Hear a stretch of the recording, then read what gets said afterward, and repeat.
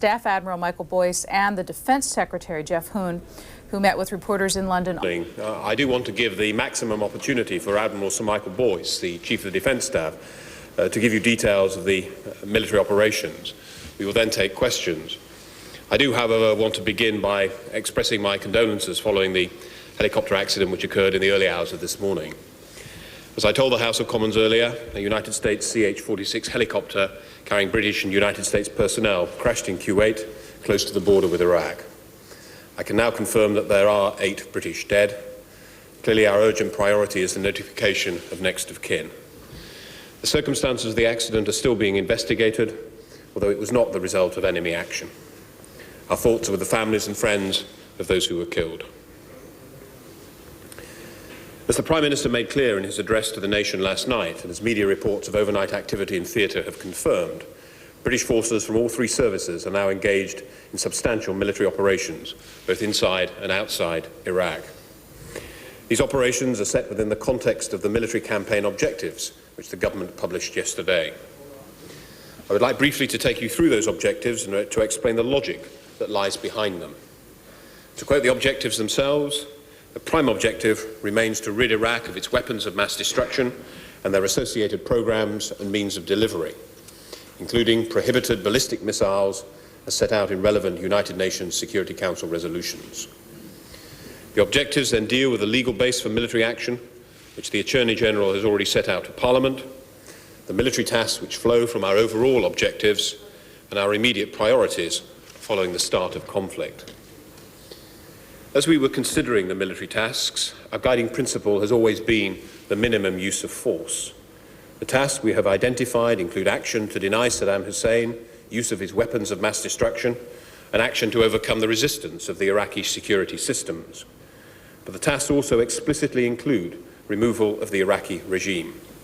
We have identified the Iraqi regime as the obstacle to Iraq's compliance with its international obligations, and it is right, therefore, and consistent with the minimum use of force, that operations are aimed directly at the removal of Saddam Hussein and his supporters. That is why UK forces took part in missile strikes last night in Baghdad. These strikes are carefully targeted and are designed to destabilize the command and control of the regime. They are not aimed at Iraqi civilians. Our focus on the minimum use of force makes sense militarily, as well as being consistent with our obligations under international law. In particular, for this campaign, we not only have an eye to overcoming resistance to our forces, but also to the very real need to enable the rapid reconstruction of Iraq following conflict. We made good progress overnight in securing the Al-Faw Peninsula. The Royal Marines have confirmed that the oil infrastructure on the peninsula has not been destroyed. Any attempt by Saddam Hussein to release oil into the Gulf to create an environmental disaster has been thwarted. It is not just a matter of protecting the oil fields from sabotage, but more widely to ensure that to the greatest extent possible, the civilian infrastructure of Iraq remains intact.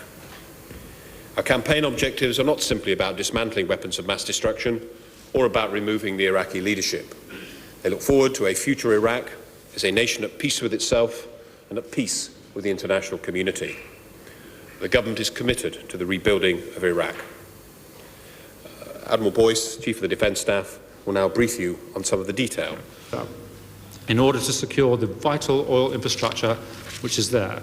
At the same time, a United States Marine Corps battalion launched its own attacks on the port of Qasr.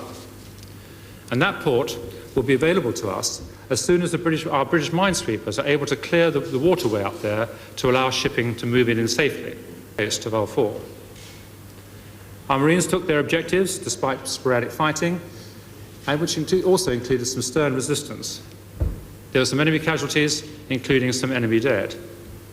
And I can tell you this afternoon that the men of 40 Commando are now taking the surrender of Iraqi troops in very significant numbers on its way to Baghdad. Also, a United States regimental combat team, supported by a number of specialist British units, set out during the night to secure some of the southern oil fields down to the south and east of Basra. And our elements there, the British elements there, included Royal Engineers, explosive ordnance clearance units, and nuclear biological. It's difficult at this stage of military operations to judge how successful the Iraqi coordination is. It may well be that the operations against us in the south are simply part of a predetermined plan that is being carried out by the Iraqi commander in the southern area.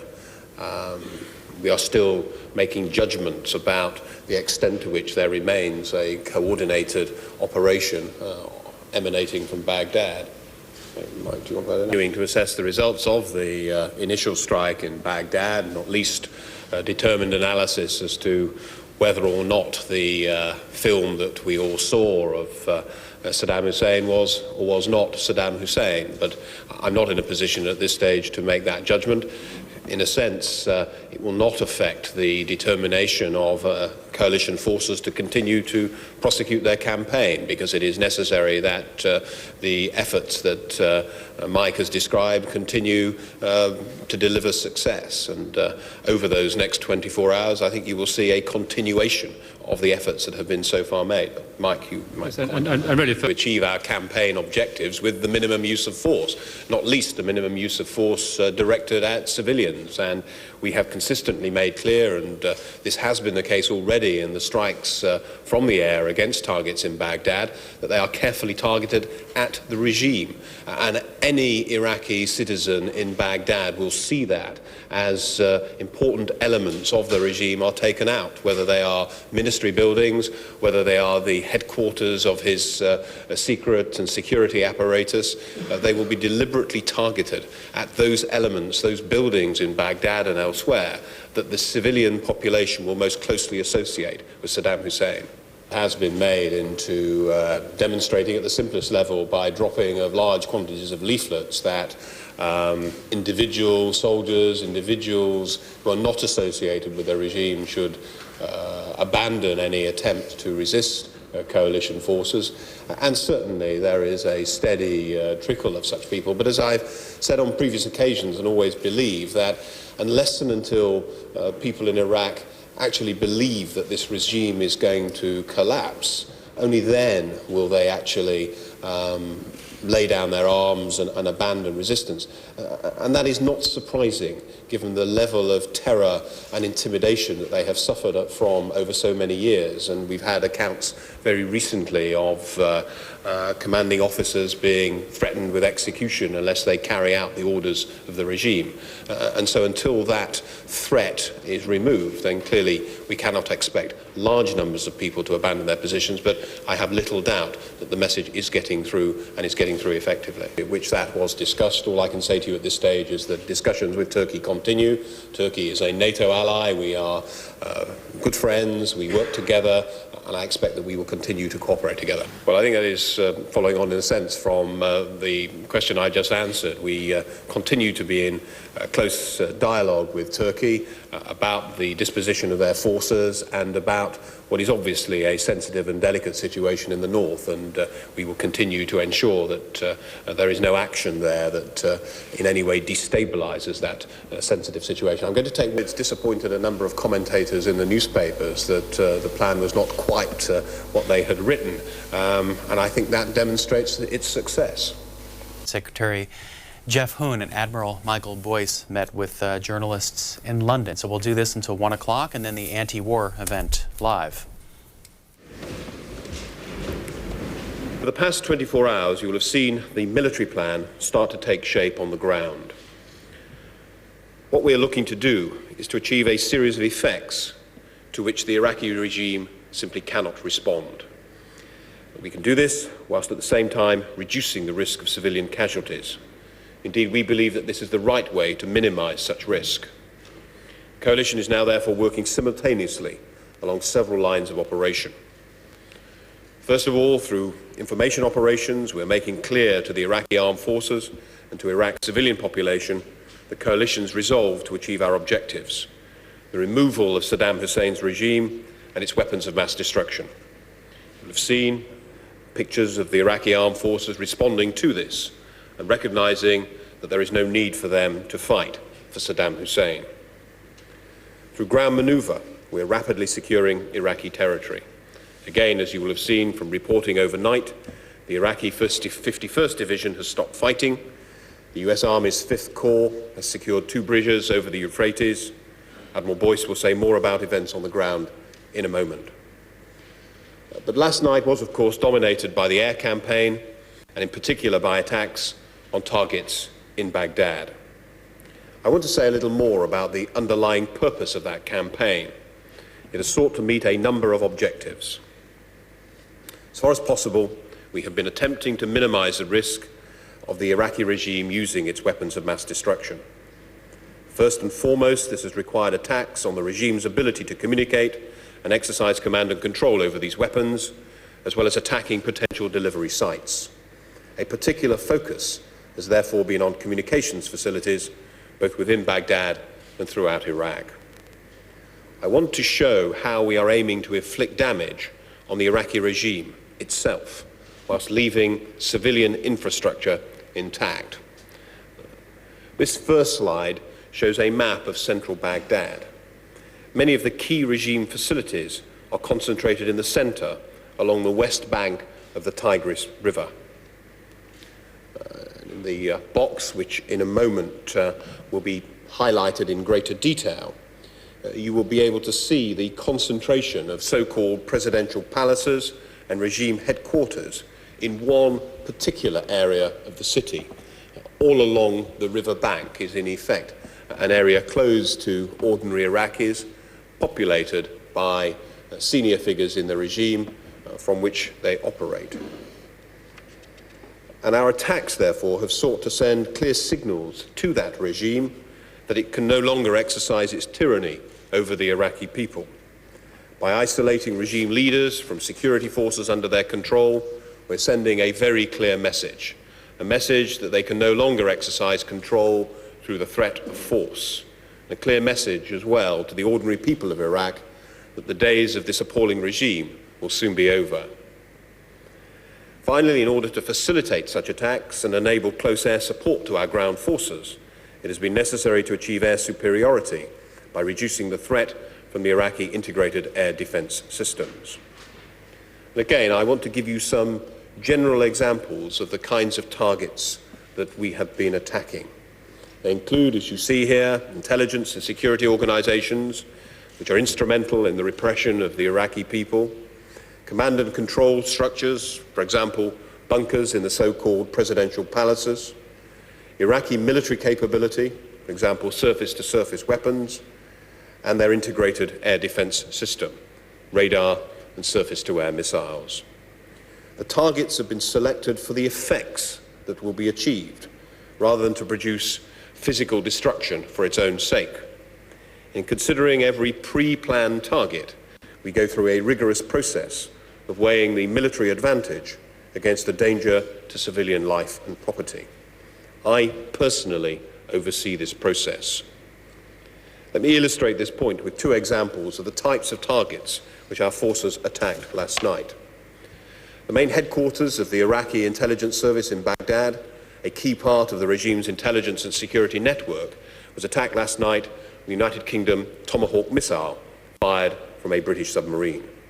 This was a carefully targeted strike which will have had significant effect on the ability of the Iraqi intelligence service to contribute to the internal repression carried out by Saddam Hussein's regime.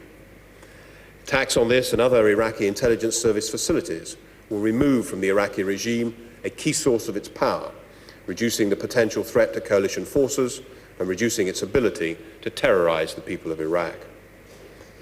We also carried out a successful attack against the main sector air defense bunker in Kirkuk. This operations center provides command and control for Iraqi Air Force interceptors and strategic surface-to-air missiles. By destroying or disrupting the operations center, we gain and maintain coalition airspace superiority, reducing the risk to our aircraft operating in the area. I was asked at yesterday's press conference how we resolve the apparent dichotomy between our commitment to the use of minimum force and the overwhelming nature of the air campaign. I hope that what I have said today has addressed this issue for you. The use of overwhelming force during last night's attacks was not designed to turn Iraq into a wasteland. Rather, it was aimed at inflicting damage on the Iraqi regime whilst leaving civilian infrastructure as intact as possible. As last night's dramatic television coverage showed, the lights stayed on in Baghdad, but the instruments of tyranny are collapsing. The Iraqi 51st Division has surrendered, and we have many thousand prisoners of war. Seven armoured brigade, the Desert Rats, have been very much involved in the approach to Basra, and they're on the outskirts at the moment, and they'll be consolidating their position today. Further off to the west, the United States 5 Corps advance has gone well, and they've reached beyond Talil airfield in the Nasiriyah area, and they've secured also bridges over the Euphrates, and they're well placed now for rapid exploitation towards the north, the west, and of course Baghdad, into southern Iraq. On the Al-Faw Peninsula, operations by 3 Commander Brigade restarted at first light this morning to secure the entire area. But the sea mine threat in the waterway there is real and must be dealt with first. And so our mine countermeasure vessels are on the job. HMS Brocklesby, Blythe, Bangor, they've been at work to ensure safe delivery of that waterway. And we've also had our UK fleet clearance diving teams busy in the port area to make safe any demolitions there. Stage confirm Iraqi claims about casualties. As I indicated, we've taken great care in the selection of targets. Those targets have been ones associated with the regime. And as I hope the illustration on the map showed as well, many of those targets are in areas that are away from centres of civilian population. They're not areas that are associated with ordinary Iraqis. I can't rule out the risk of some civilian casualties, but what I can say is that enormous efforts were made in the careful targeting to avoid those casualties. Mass destruction? Well, there are, of course, continuing reports about Saddam Hussein. I'm not in a position to confirm them. It will not affect our determination to destroy this regime and free Iraq for its people. As far as missiles are concerned, we've had a number of missiles fired into Kuwait. Obviously, it demonstrates the ability of elements of the regime, at any rate, to continue their campaign. We are confident that when we have the opportunity of doing so, we will find weapons of mass destruction in Iraq. I've seen the slightest evidence for that. Indeed, all of the evidence that I have seen points in exactly the opposite direction. You will have seen the numbers of surrenders that have occurred lately. And indeed, there's one particular example of one group surrendering simply because the commanding officer recognized that his own men were drifting away and were no longer prepared to fight for Saddam Hussein. Equally, we all know the restrictions imposed on reporters in and around Baghdad. I doubt that there is much evidence for what you are suggesting.